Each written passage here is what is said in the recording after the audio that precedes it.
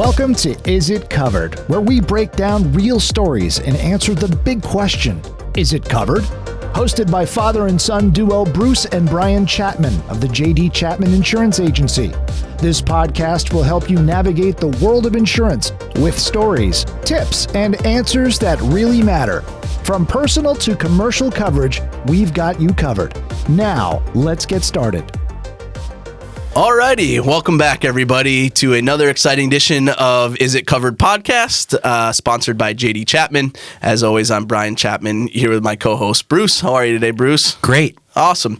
And this is going to be our last mini-series on wildlife and wildlife-related claims. We've really enjoyed breaking these down for everybody.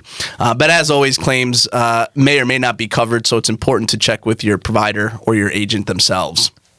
So this one, we're going to be talking about birds, bees, and actually reptiles. We've got a real-life scenario here that you've seen. Is that right, Bruce? Oh, yeah. Yep.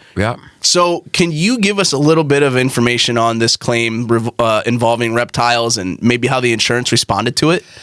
So this is a claim scenario where the insured, this is actually a claim that we had, was a he collected reptiles. He had a license for this, and he would bring them to places. I think he'd actually been on television and all kinds of cool stuff. So he has his basement filled with reptiles. I saw him. It was pretty cool.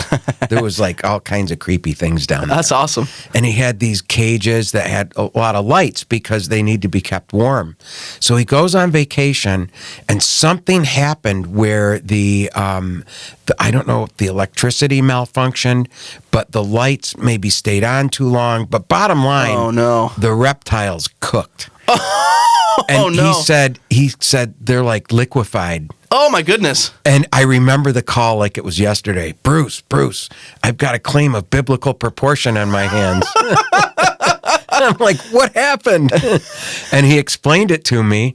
So he had to get like a hazmat suit to get rid of these things. It smelled horrible. Oh, it was terrible. The insurance company did not cover that because reptiles weren't covered. And also it was a business, and he didn't have like business coverage for those things.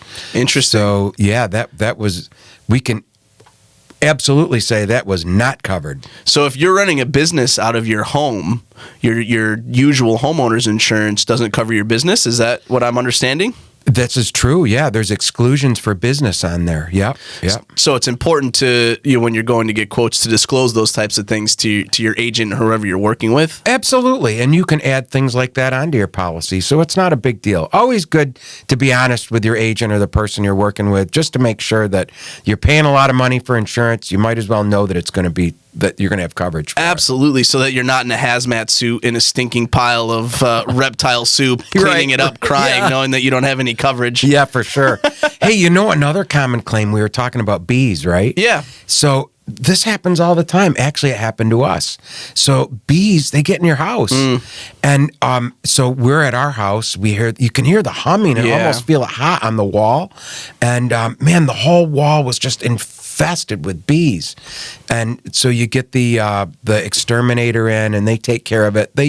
By and large, I find exterminators do awesome jobs at getting rid of those things. Sure. But there's no coverage for insect damage.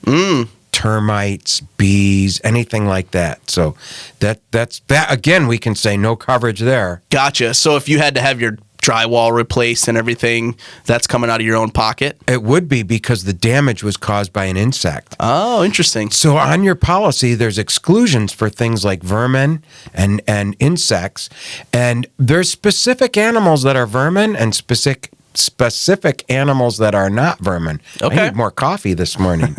So, that can make a difference as to whether that animal was vermin or not. Gotcha. Okay.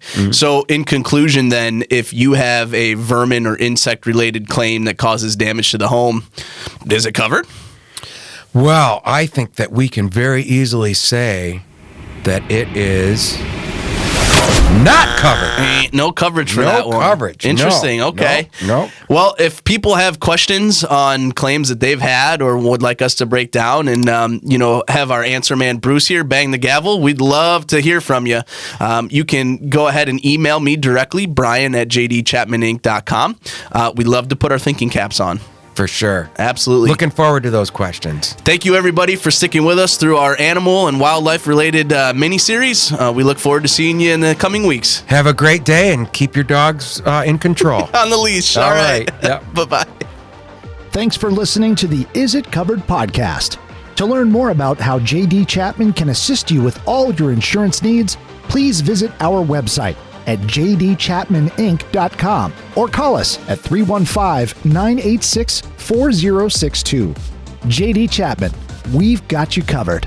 This podcast provides general information only. It does not offer or bind insurance coverage. Coverage cannot be changed or confirmed through this podcast, email, voicemail, or fax. Insurance only takes effect once confirmed by a licensed agent. For specific coverage details, please call us at 315-986-4062. All coverages are subject to the terms, conditions, and exclusions of the issued policy, which may vary by state. This podcast does not provide legal, tax, or financial advice. Please consult a professional for those needs. Links to other sites are provided for convenience. We don't control or endorse their content. Any claims scenarios discussed are hypothetical. Coverage decisions depend on the specifics of each case.